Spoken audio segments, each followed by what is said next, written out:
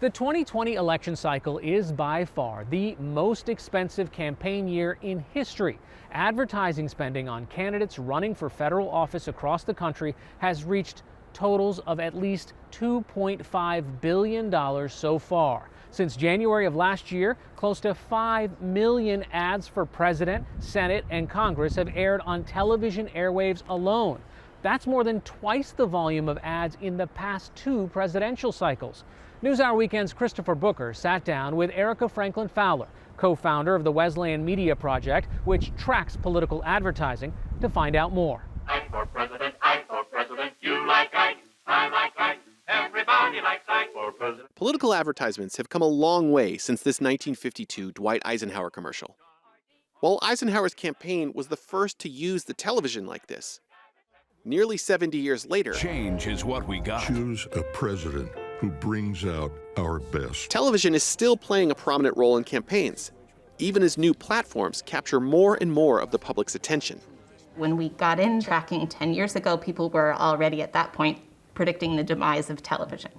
And in every year that we've been tracking, there was a plateau, but volumes have only gone up. Erica Franklin Fowler is the co-director of the Wesleyan Media Project, which began tracking broadcast advertising in federal elections 10 years ago and digital ads 2 years ago. This year, Fowler co-authored a study comparing how candidates advertised on TV versus Facebook in the 2018 midterms. Television ads are really there to persuade.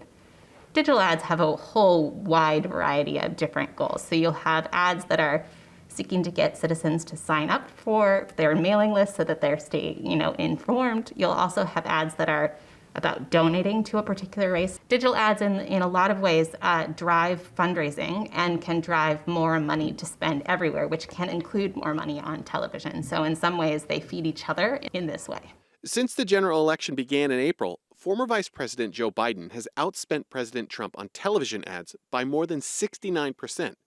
Collectively, the 2 campaigns have put more than $360 million towards Facebook and Google ads. And Fowler says the 2020 advertisement tsunami is reflective of something else. Certainly, as a society, we have become much more polarized. We've become much more nationalized.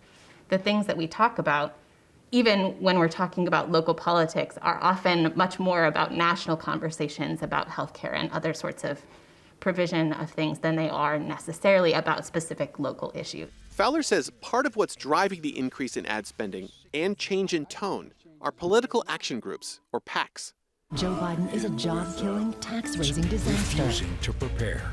The 2010 Citizens United Supreme Court ruling allows outside groups and PACs like Priorities USA and America First Action to raise and spend unlimited funds on elections. This year, Democratic super PACs have dramatically invested in advertising hitting Donald Trump on healthcare and his record during the pandemic. From Michael Bloomberg's Independence USA, if Trump gets his way, over 8 million Floridians with pre-existing conditions like cancer and diabetes could lose their health care. To Future Forward, a new super PAC backed by a group of Silicon Valley billionaires, including Facebook co-founder Dustin Moskovitz and former Google CEO Eric Schmidt. Joe Biden has a plan. He actually has a plan. The 2 PACs have poured an astonishing $90 million so far into TV ad spots since April. This Susan Collins voted to make middle-class families pay more. And it's not just the presidential race. This is happening in down-ballot races as well. Nearly half of the ads in the main Senate race have been funded by outside groups, like this one against Republican Senator Susan Collins. The outside groups and parties tend to play the role of attack dog. Citizens generally don't like negative advertising. And if I, as a candidate, go negative against my opponent, that ad might be effective in reducing the favorability of my opponent. But I also tend to suffer some backlash from airing the negativity in the first place. The negativity is a far departure from Eisenhower's dancing elephants. But does it really make an impact on how we vote? As a society, we tend to oversubscribe the effects of advertising.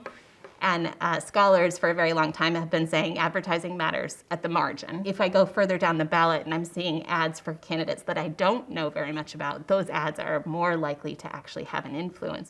Outside groups have already spent more than $2.5 billion in political advertising this election, nearly twice what was spent in 2016.